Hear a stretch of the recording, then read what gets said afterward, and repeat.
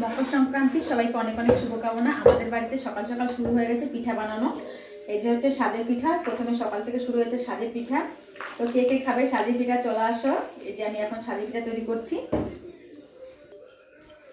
তো দেখো এই যে পিঠা দিয়ে দিয়েছি, আর এখানে এই যে পিঠা কয়টা বানানো হয়েছে।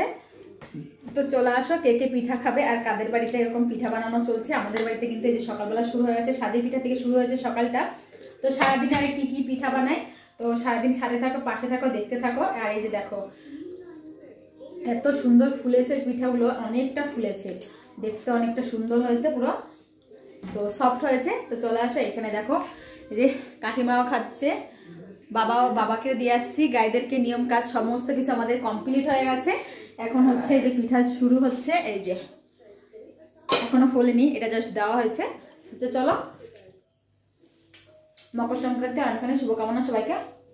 সবাই পিঠা খাওয়া, খুব এনজয় করো। বাই।